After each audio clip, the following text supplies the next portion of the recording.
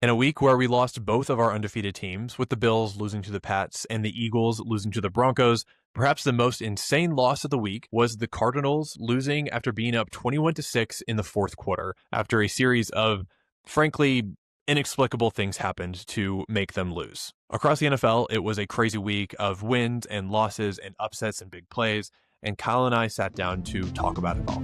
Let's get into it. All right, we're really getting into the NFL season. Week 5, we're really starting to see how teams are shaping up. Some of the preseason narratives are you're either putting a bow on them, or you are wrapping them up, or they're continuing on. Like whatever it is, we're really into the thick of the season.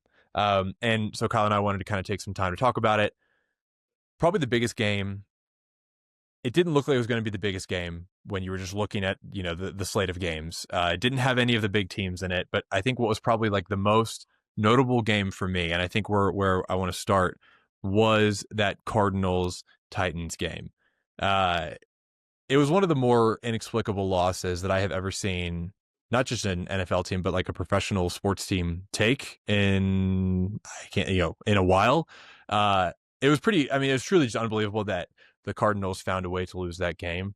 I wasn't even really watching it, but nobody was.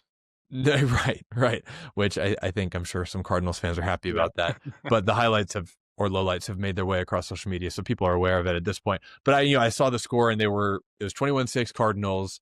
They had the ball, I think 12 minutes or so into the fourth, and I think I wrote off the game basically at that point. Like, okay, I'm just not going to check again because surely they can't lose. Did you watch any of the game? Did you see any of the now infamous plays? Like what was that like for you? Yeah, I've seen them now. I think it was one of the 4:30 games. It was one of the afternoon games. And so I typically just don't. I'll really lock in for the 1 o'clock games and have like multiple of those ones that I'm kind of paying attention to / watching. This week was extra unique because of the London game. So the Browns played in the morning, like 9 a.m. Eastern. And so I was able to catch that whole game and then just like quickly roll into the morning games. But, after 6 or 7 hours of football, it gets a little burnt out. So I was not able to catch, I'm not watching all of the afternoon games. And this was one of those. And then on top of that, right, you check the score after 3 quarters and you're like, oh, okay, Cardinals are running away with this. That makes sense. Titans are trash. It's tough. And then obviously, like, as the comeback starts to unfold, I'm on social media or whatever, and I'm like, okay, wait a minute, something's crazy's happening here. I think the first thing I saw was Kyler Murray taking a headshot. Potentially leaving the game for getting hit by the shotgun snap. Yeah, would have been like the most unconventional concussion ever. I can't say I had seen that one before. So yeah, we're already in our uncharted territory for things happening before the comeback happens. Yeah, but so I think going into like watching the game back, my initial takeaways first off were that the Cardinals looked solid. Marvin Harrison Jr. had like his first real good game. Looked great. He like mossed 2 defenders for a touchdown in the first quarter. Yeah. Trey McBride also looked solid. Kyler looked like Kyler. I didn't think he was anything spectacular. But I mean, he was doing enough. Obviously, they were winning the game and should have, by all accounts, have won the game. And even, I mean, the Titans at certain points kind of, tried to give it back to them too. I mean, they missed an extra point. Their kicker nearly missed that field goal at the very end of the game. Yeah. I mean, it felt like a lot of like both these teams were trying to lose at certain points for sure. It wasn't the prettiest. The Cardinals were one of the weirder 2-0 teams after the first 2 weeks. Like, they won the first two weeks, and as the teams start to kind of stratify in the standings, it was like, oh, are the Cardinals one of the teams that we should be watching out for? And they obviously have some talent. Even in those first 2 weeks, I think Marvin Harrison Jr., their wide receiver, really wasn't looking himself, and it was like, okay, if he can get going, then we really have something on our hands. And then they've had some pretty tough running back injuries, and so they lost the last 2 weeks, and so they were coming into this 2-2. And then, yeah, I think you're totally right. They looked super solid. I wouldn't exactly say it was a huge upset or like a big deal that they were winning, because the Titans have been pretty dire up to this point in this season. They were going into it winless, but I mean, you got to win the games that are in front of you, even if the teams are not spectacular on paper. And it looked like Arizona was going to do this. And then somehow they just like pulled a loss out of thin air, even though, like you said, the Titans weren't exactly winning, putting all the pressure on that they possibly could. So I wanted to do like a quick list of things that like had to happen in order for this loss to happen for Arizona. And it's just a pretty insane. Like if any one of these things happened to a team, it would be remarkable. And the fact they all happened in a row is remarkable. So you of course had the Demicardo, I believe that's how you say his name, drop 70-yard touchdown run, and then he is slowing down. Looks it wasn't like he was showboating like too crazy, but clearly he was at least getting ready to showboat and then dropped it. Which is there some sort of competition for like who can release it the closest to the like what is the point of doing that? I understand the showboating, but like this feels like a really lame showboat. I don't know. It's becoming an epidemic, and who's Yeah. to say why? But like this did not happen before like 2015 or something. Like I can't remember the first one in my head, but I feel like this is not something that happened in the 90s, the 80s, like any time. It feels like a very new phenomena that we are seeing, and it's really profound that it's like you would think it would happen to one player, and then like the whole entire NFL community, the football community, because it happens in college a lot too, Mm-hmm. would like rally behind it and be like, oh, we'd never like somebody would make an example of it and then be like, okay, no one else is ever going to do that again. But it keeps happening.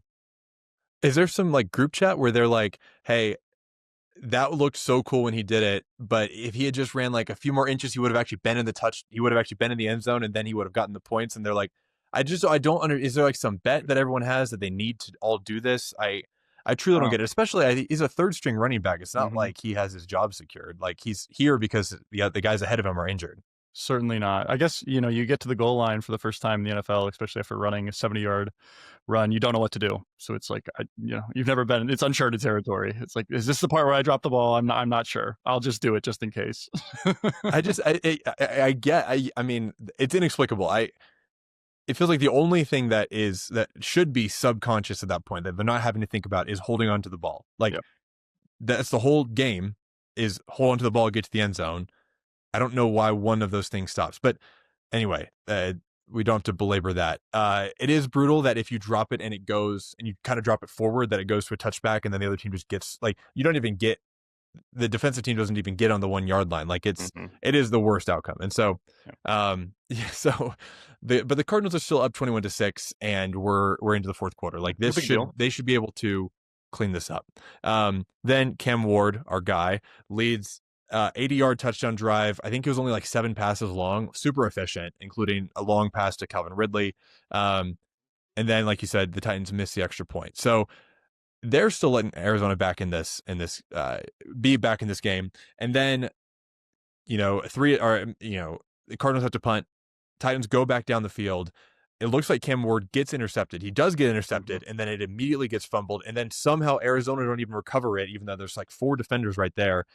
And the Titans receiver jumps on the ball in the end zone. I think it was Tyler Lockett. Such an unexpected touchdown for him. So now the lead is 21-19 for the Cardinals. They still can't close the game. They have to punt, and then the Titans have the field goal to win it. So it's just like looking at all those things in succession. I just can't even believe that this loss happened. Yeah, and even in the first quarter, Pollard fumbled the ball and gave the Cardinals a ball there. It felt like Tennessee was handing them the game by most accounts. Yeah. It was truly inexplicable, especially when you think about the dropped pass by the Titans and then or the interception and Yeah. then that ball dropped. Yeah, it was really one of the most ridiculous games, probably the most ridiculous game of the season so far, for sure. I'd say. Yeah. I think the big maybe takeaway, this couldn't be a total nothing burger, but it also could be a big deal. Cam Ward was winless until now, and this was sometimes you kind of if you're a rookie and you're drafted onto a team in a bad situation, sometimes you got to get that first win to kind of get your confidence rolling. And he obviously led these fourth quarter drives to win the game. Like he was a central part of the comeback, despite the crazy thing happening. So maybe this is like unlocking for his career and his confidence, and he looks like he looks like even better and going forward, and maybe this is kind of a turning point for him. Could be totally not, and it's like, and then the Titans like still lose a bunch of games after this, but could be a turning point for our guy Cam Ward. So that'd be It is cool. funny. Both of us have been Cam Ward truthers since And week this is what one. it takes. And it's funny because if you look at like any QB stat line, like QBR ratings through the first 5 weeks, he's like dead last in almost every. Yeah. But the eye test. Exactly. We've got Maybe it. this is where we go. Alrighty, so that was most baffling loss I've seen in a while. Next kind of category to go through. What of week 5 for you was the most predictable result of the slate? Yeah, so I think last time we did this, it was what was it? The Browns getting an upset, and that was my Yeah. predictable result, laughably. And so this time, jokingly, I wanted to have it being the Browns losing to like a mid Vikings team, which was super predictable. Which it was predictable. I would have bet that, especially like there's a stat line about Cleveland Browns quarterbacks like in their first starts, and they're like and some absurd number, and like And his first start was overseas. Like you're already it's true, not just in just not in home weird. territory. You're in Y- you're even further than away territory. Yeah. And also, I will say the fans at that game were like overwhelmingly Vikings fans. I Yeah, noticed, that's crazy. which I mean, kind of makes sense, I guess. If you're going to be a fan in Europe, you're not going to pick the Cleveland Browns as your team to ride. That's probably true. Do you think it was a lot of European people who had chosen Minnesota, or was it fans who were traveling Oh for Minnesota? man, I guess maybe more the former, because if I was traveling, yeah, I would have probably picked Vikings Steelers, not Vikings Browns to go to. But maybe the tickets were cheaper. right. That is possible. I don't know if I was going to put a number on it. I would say it's got to be like at least 70% Europeans. Does that sound crazy? Maybe It more. doesn't sound crazy. Honestly, 30% people traveling American. in sounds like a lot. Yeah, you're probably right. That does sound like a lot. So you got it. Then by that stance, like most of the fans are European fans, which mostly seemed like they were Vikings fans. Anyways, we can maybe talk about the Browns a little bit later, but that they lost, and I was not surprised. I will say that. But the most predictable result for me, the legitimate one, was the Texans beating the Ravens. Man, the Ravens are beat up. Morale is Yeah, low in Ravens it's camp. hard to see. Yep. The Ravens, I mean, they were already shorthanded on defense. And then, you don't have Lamar Jackson, who sometimes feels like your whole team. And now now Derrick Henry is our whole team. Yeah, I mean, they're missing Roquan Smith, Marlon Humphrey, and Kyle Hamilton on the defensive side. And yeah, the Texans, I mean, they don't look amazing. They had just shut out the Titans last week, though. Nick Chubb has looked great for them. Stroud honestly played a great game, and I feel like he's got the potential. I still think I'm also a CJ Stroud truther, which I feel like a lot of people are. I don't think that's obviously not as crazy of a take as being Yeah, especially after that rookie season. Yeah. yeah, a Cam Ward truther. But nonetheless, I was not surprised to see the Ravens get clobbered by the Texans. Yeah. I think agreed on paper. I was shocked. I think I checked the score and it was 30-3 Texans, and I mean the Texans offense has looked pretty toothless at times this season. They were 0-3 and looked lifeless. They did kind of have a little bit of a bounce back against the Titans last week, but it wasn't even the prettiest game. I did expect them to beat the Ravens, just like purely the Ravens were so banged up. Dropping that many points, seeing that many points against Baltimore, even understanding how beaten up the Ravens are, was still shocking to me. But I guess it's just a testament to how beaten up the Ravens are. Most predictable result for me was honestly, it wasn't even the winner or the loser of this game, but just Bucks Seahawks being so exciting. The Seahawks have actually had a quietly very good and offensively very good season. Jackson Smith and Jigba has been pretty lights out for the whole time. Sam Darnold is consistently putting up great passer ratings and like has looked super solid.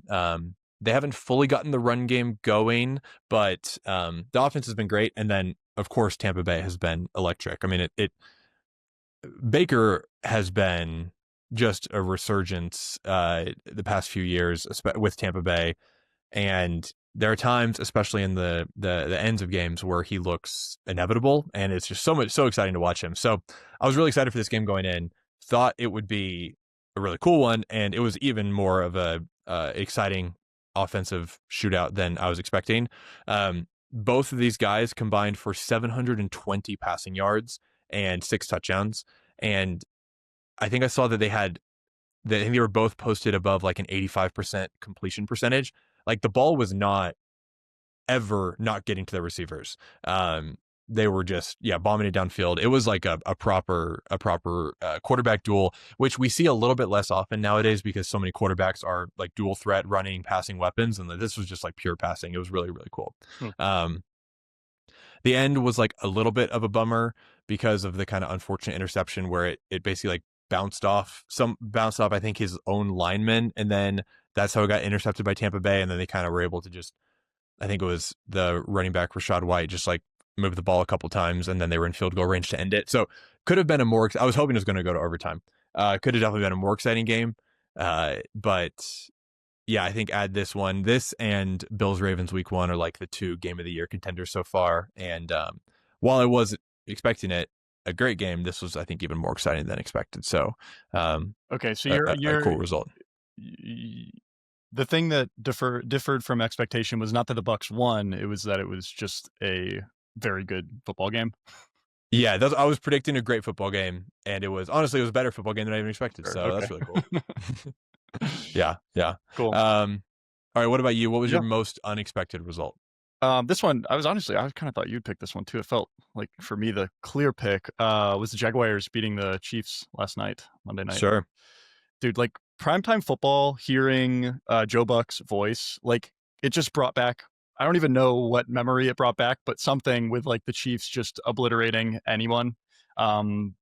It just like immediately when I turned it on, and also, I mean, looked at the score and like first quarter, and I was like, okay, this game's over. Kansas City was up 14-0, and Mahomes looked comfortable. He was doing his thing. A few things happened. Probably the most notable was in the third quarter. Devin Lloyd intercepted Mahomes' pass and returned it 99 yards. Which was insane, and that was definitely the inflection point of the game where it's like, whoa, hang on, we've got a football game. And also, side note here, but I don't know if I have not heard, it's been crickets about Travis Hunter most of the year, and I saw him get a catch last night, and I was like, oh yeah, like totally forgot about that. The number 2 pick. Yeah, Yeah, he's in the league.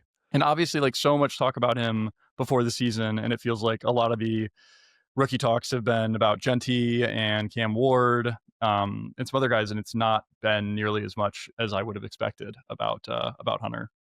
Yeah, I think they're still figuring out exactly how they want to use him, for sure, offensively, defensively, and that's a lot to learn. So I imagine that they want to use him better and figure out where exactly he works. And I think, to your point, clearly in this game he was working on the offense. It was cool. He was making plays.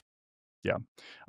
Anyways, crazy final drive with Trevor Lawrence like tripping over the snap, falling, getting up, evading a defender, diving into the end zone. And the Chiefs were not able to respond. And just having the Jaguars win this game felt so unexpected. And it just, this is the moment in the season where, you have to start figuring out who you are as a team. And the Chiefs, for the past 5 to 10 years, have just figured it out. And they have always been in contention. And this year, it's starting to feel like they might not be, the team. They're clearly not the team to beat. Are they even going to make the playoffs? It's pretty crazy. And also from Jacksonville's standpoint, this is the first win over Kansas City since 2009. Jeez. And they're starting 4-1, which is their best through 5 games since 2007. So like Jacksonville is here for the first time. I mean, yeah, it feels like Trevor Lawrence might actually be the guy. I mean, they were laughably bad last year, and then this year they seem decent, and it was unexpected. And now from now on, I'm like, okay, you know what, Jacksonville,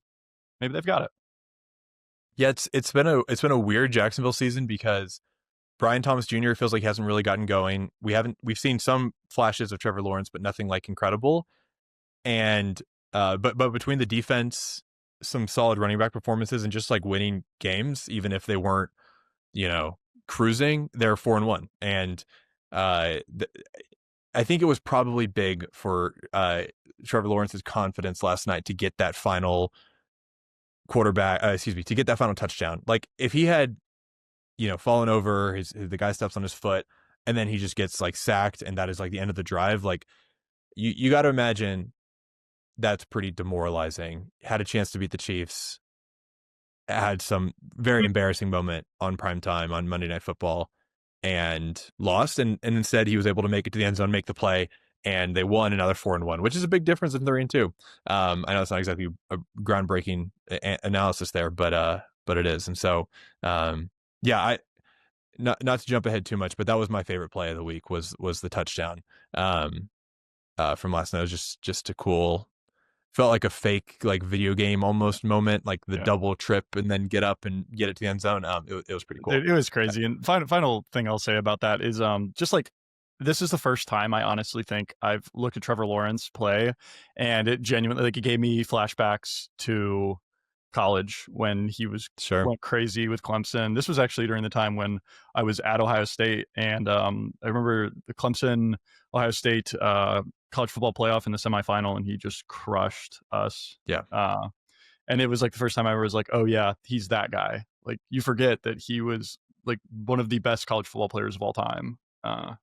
He definitely looked comfortable, which I think I wouldn't have said he looked comfortable probably the past few seasons. Yep, And there's a lot of extra factors to that, but he's been in the NFL now 5-6 years, so you got to hope he looks comfortable. dude, Um, they've really put all their chips in that basket though, man. They're like, yeah, I can't believe they haven't dumped him. They hadn't dumped him already. It's crazy.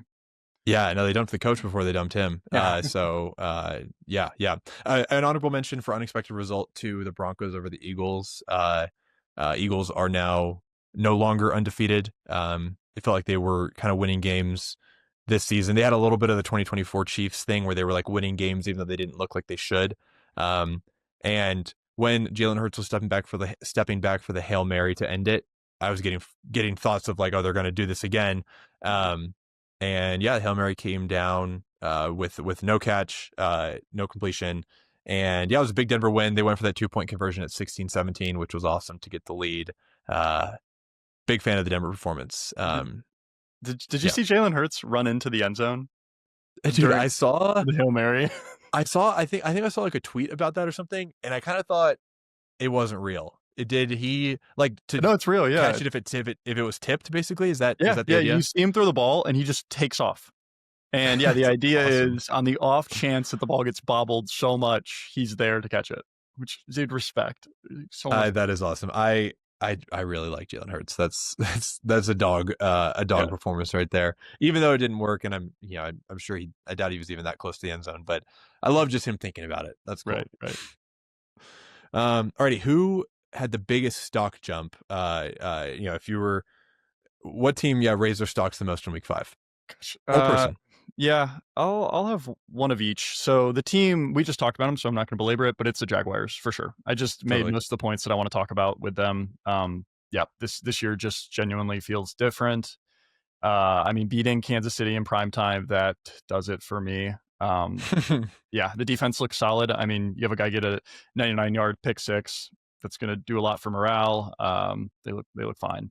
So they're my pick in terms of team wise. Player wise, it's got to be Baker. And I talked about him the last time we spoke about the NFL, and I was saying that I was like pretty much sold on the Bucks and Baker, and then he went out and looked amazing against Seattle. And like you were saying, like he gets the ball in that last drive, and you just know like he's gonna make it happen. Yeah. And yeah, the Bucks too. I mean, they look amazing. For me, it's mainly about Baker and then Ibuka as well, who I mean, he had He's been so 163 good. yards against Seattle and a touchdown. And that's right without Evan or without Evans. Mhm. Yeah, Yeah, he looks so comfortable. It's one of those where he doesn't like jump off the screen with like crazy athleticism or anything. He's just like and of course he is a crazy athlete like relative to the average person, but um it, he's just so open all the time and he makes every catch and like just a fully professional football player. Ibuka is awesome. And yeah, Baker, I mean, I already kind of waxed eloquent about him earlier. He feels inevitable at times and it's really cool to watch him play. how about you? Yeah, so for me, this was the Patriots. So I was watching the game on Sunday Night Football with a friend who really likes the Patriots, and I do not. I do not like the Patriots. I grew up watching sports when the Brady Patriots era, and they were just like the super villains of the sport. So they were just the villains in my mind always. And so because of that, I think I've really kind of been a Drake May doubter. And I got to say, beating Josh Allen on Sunday Night Football, and making a lot of the big plays, being the quarterback who was making a lot of the big plays, even though like on the stats sheet, Buffalo was doing a lot better. Josh Allen had higher EPA, which is just expected points added on his runs and his dropbacks. He had a better completion rating, but he had more turnovers. The Bills had more turnovers than the Pats, and Drake May was able to finish some of the drives that Josh Allen wasn't able to. And like that was the difference. And that's what makes a good quarterback. And so I got to give both Drake May and the Patriots their flowers for sure. So yeah, I think that was probably the biggest stock rise for me. I mean, it was just a game that was like a little bit testy. It was going to be decided by some of the things in the margins, and the Patriots won that. And that's a hard thing to do against a Buffalo team that is stacked with talent and at home, and like loud with a whiteout in the crowd. Like it was tough environment, and they were able to do it. Dude, I want to agree with you so badly on just disliking the Patriots simply because of the culture we grew up around and the I guess the climate of football that we grew up around, with them just being the winningest team, Brady and Belichick, and both of them just being polarizing figures. Deflategate is something that I remember, and Totally. it's like, all right, these Patriots, they're a bunch of scam artists, man. They just win every year. However, I like this Patriots team. I do. I like Drake May. He's fun. He's cool. On the other players, Travion Henderson's a Buckeye. Got to root for him. Who actually got some touches in this past game. Their running game is weird. Finally. Yeah, their running game is really weird. It feels like they only give the ball to Ramondre Stevenson on the 1 yard line and let him bulldoze in. And that's like the only time they use him. I mean, he had 7 carries for 14 yards. He's averaging 2 yards a carry. I mean, he's not doing anything, but is he their number one back? If you ask like fantasy people, they'd be like, yeah, of course. But you watch him play and he doesn't do anything. He bulldozes the ball in at the very end. He fumbles too. Yeah, exactly. He'll either fumble like the most glass cannon of any football player ever. It's odd. Yeah. But with that said, it still feels like the Patriots are an underdog, you know? Like you're not expecting them to be good. So I think because of that, you know, when they're playing a team like the Bills, I'm rooting for them. Even if I don't want to be rooting for the Patriots, I'm rooting for this Patriots team because it feels so different than the Patriots that we're talking about. Yeah. No, I can totally get that. I can totally get that. And it was, a really big week for them getting the win, and like shipping it out. It felt like a very veteran kind of win for, a young quarterback, some veteran skill players, but anyway. I'll skip ahead to right now because my favorite play was in that game, and it was Drake May, and he had a falling pass to Stephon Diggs with 2 minutes left in the fourth quarter. I don't know if you saw this, but he's like being dragged down, and this is like a must-score drive for them, and he makes like a Mahomes-esque, like on the ground, somehow gets the ball out of his hands, and it was going to be like a 10 to 15 yard sack, gets it out to Stephon Diggs and gets the first down and keeps the drive alive. Incredible play, and that was my favorite play of the week. I nearly picked the one. I even also like the throw and the awareness and all and the grit and everything from that with Drake, was awesome. And then once Stephon Diggs gets the ball, I think he even broke 2 tackles, or at least like got around 2 guys as well, to make it not just like a completion, but then also I think he got fully to the first down. Like I think it was a 10-yard or 12-yard gain. Like the whole thing was really cool. Agreed. And that's why we watch football, is for things like that. So, alrighty, who, team, player, whatever, was the biggest stock drop for you in week 5? This is definitely going to go to the Raiders, mainly on the offensive side, but just the Raiders in general, man. Geno Smith is not him, and to think about like how much they like bought him for, he's an expensive buy, and I don't know, man. Then Brock Bowers is out. The morale has to be low. I think like they're saving, not even their saving grace, but the best thing they have going for them is Ashton Genty, who's looked solid. He looks like he could be, but you know, you can't put all your faith in running back. Inevitably something bad happens. Just knock on wood. Obviously, I hope nothing happens to him, but as someone who has, you know, seen some running backs, I think about Nick Chubb immediately with the Browns, who he was like our whole team, and obviously so good, and then just gets wrecked. Because when the reality is like it's a probability game, man. If you're giving these guys the ball every single time, eventually it feels like they will get hurt, and you have to have more of a team to bolster that. And he's getting blown up before the line of scrimmage every time. Like it's not like he can kind of get moving, start to see the field, and then be, you know, protect his legs or whatever. Like he's just immediately people are diving on him because the O-line is so poor. So yeah. Yep. Yep. Yeah, I think honestly, Geno Smith was mine, slash just the Raiders generally as well. This was Geno's. So he started off the season, I believe the first game was a win over the Patriots, and both those teams were kind of two of the offseason, like, will they, won't they get in the playoffs? And, it was like, okay, the Raiders are going to be on the playoff side of this equation after they beat the Patriots, and the Patriots are going to be on the will be out side of the equation. But this is Geno's, and kind of since then, they've gone opposite directions. This is Geno's, I mean, really his third terrible game in the last 4 weeks, and I think even the fourth game wasn't even that great. He is leading the NFL in interceptions. He started this game leading the NFL in interceptions. Then he threw 2 more.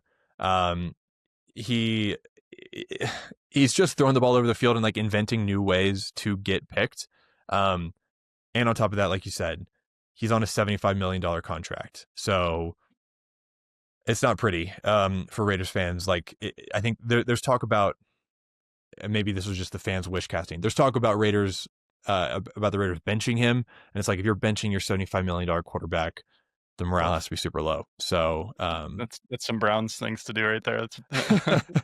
yeah, you have to be worried. Yeah. And their owner Tom Brady is too busy announcing and giving us not much in the announcing booth. Like, it's just a tough scene out there in Vegas. Maybe this the baseball team coming to them in the offseason allegedly will save the sports vibes there. Mm-hmm. Already, biggest narrative swing of the season. So going back to narratives like from week 1, and pulling some of those narratives all the way through to now, what has kind of swung the most that you've seen? So for me, it's going to be the Chargers, who are currently leading the AFC West. Yeah. However, they just lost at home to the Washington Commanders, and they were up 10-0 early in that game, which means that they were outscored 27-0 in the final 3 quarters of the game. I just think like the Chargers were seen as a really like significant threat at the beginning of the year, and they've now lost to the Commanders, who are solid, and the Giants, who are not solid. In week 4, they lost to the Giants. That was the first loss of their season, and notably as well, their first time they've lost to the Giants since 1998. It's kind of crazy. Wow. Oh my goodness. I know. They're only averaging 20 points a game, and I don't know. I'm not buying it, and I feel like they are. Yeah, they're on the downhill slope. Yeah, I think so. Part of me wanted to say that like the Chargers losing to the Giants was just like a Jackson Dart, Sure. performance, and this was his kind of coming out performance, and then they turned around and lost to the Saints with Jackson Dart, and he looked good. I think Jackson Dart is honestly really solid, but had some weird fumbles. Like he's clearly not some like incredible immediate dominant force. So then you have to ask a question: why did the Chargers lose? And a lot of it, there's been a lot of talk about the O-line, and I think reasonably so. They're pretty banged up. I do think there were some bad breaks for the Chargers in this, and specifically Justin Herbert in this one. Like there were multiple really great completions that were called back for penalties, which, obviously, they weren't real yards, but they were at least making plays that you can clean up penalties more than you can just like regenerate these really big plays that the Chargers were still making, even though they were still pulled back for infractions. So it wasn't that worrying to me. But I think if they lose one more, they're on watch. I mean, yeah, when they were 3-0, it was like Justin Herbert MVP talk, blah blah blah. They're on watch for me. I think if they go 3-3, and actually, who are they playing this week? They have the Dolphins. They have the Dolphins. So if they lose to the Dolphins, I think they'll officially be fraud watch. Yeah. So my narrative shift has been, unfortunately, the Ravens. They were, I think, a pretty popular pick to make the Super Bowl in week 1, and they are currently 1-4. They have Lamar is injured. They have allowed more points in the first 5 games than they did the entire year 2000 season. They basically single-handedly rejuvenated a Houston offense. They had until a Derrick Henry kind of garbage time touchdown at the end of this game, they had almost no offense going themselves. Cooper Rush is the starting quarterback. Like it's just terrible. Um, it feels like the 49ers season last year where it, it a very talented group of people that their season is just ruined because of injuries, bad luck, whatever you want to call it. But I think that's the biggest narrative Yeah, shift for me. think back to like that first week where they played the Bills, Yeah, where they arguably should have won that game, and the Bills ended up barely scraping out a win. And the narrative then was that the Ravens and Bills are the two best teams in football. yep. And now, yeah, man, the Ravens it's dire straits over there. They definitely, I agree, they've probably got the biggest narrative shift. I'll get on board with that. It's dire. It's dire, and it's sad. I like watching the Ravens play, and I believe in Lamar. And I would like to see him win, so we can kind of silence a lot of the reasonable critiques. But here we are. All right, we'll wrap it up with looking forward. Looking forward to the Week 6 slate. What is the most unwatchable game for you, and then what is the most like the game that you're for sure tuning into? Sure. So, gosh, the most unwatchable, there's one game that really jumped out to me. Like a lot of games, there's usually one team at least that if I'm not excited to see the team play, I'm excited to see one player play. Sure, sure. This game, I was really I was splitting hairs trying to find like one player that I was really excited to see, and that's the Titans Raiders game coming up. That's tough. So we talked about the Raiders, man. It's looking bad for them. The Titans coming off of a huge win. They're back. Sure. But not really. I of course, like we've talked about Cam Ward. We're both Cam Ward truthers. We're backing Cam Ward. I want to watch Cam Ward play. But when that's the only thing that's pulling me into a game, odds are like that is going to be a tough watch for me. And like the reality is, I want to watch him play well, and then I see him rifle a ball 100 miles an hour to his receiver, and they drop it, and then I just get upset. So I don't really end up wanting to watch him play. I want to watch them do well, which I don't think will happen.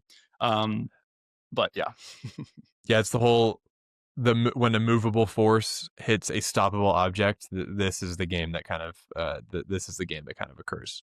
Yeah, it's a sad one. I actually, they were my number 2 most unwatchable game. The most unwatchable for me, and apologies to Cleveland, is Browns Steelers for me. The Steelers haven't been that enjoyable recently. They had that one big DK Metcalf play in the Ireland game in week 4. So, there's some storylines. They're coming off this big overseas win. They just had their bye week. Maybe they're getting some momentum going. Dylan Gabriel, it's his second start. Maybe he's starting to look pretty good for Cleveland. There are definitely storylines, but I think it's safe to say I won't be watching this one. It's the kind of game I also, gosh, I'm going to try so hard not to watch that one, because it's the kind of game where if I had to predict the score, it's going to be like 11-10 or something, like 11-9 or 8. Totally. It's going to have some ridiculous score line. The Steelers are somehow going to win. That's my prediction for that game. And if I watch it, I'm going to be upset. Yeah, I was not that this is a perfect metric, but I was looking at lowest price tickets for all the games in the Week 6 slate, and this was by far the lowest. I think you can get a ticket for like $27 right now.